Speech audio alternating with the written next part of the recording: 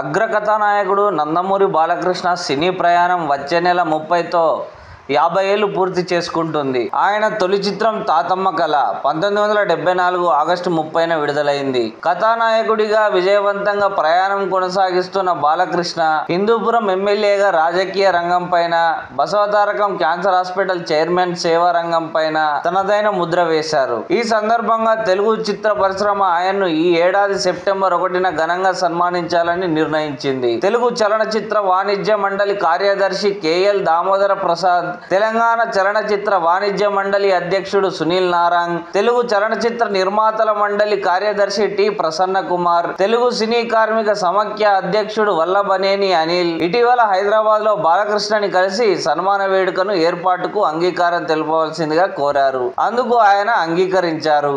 సన్మాన వేడుకకు భారతీయ సినిమా, ఇతర రంగాలకు చెందిన ప్రముఖులు, టాలీవుడ్ కు చెందిన మెగాస్టార్ కూడా హాజరవుతారని ప్రకటనలో తెలిపారు.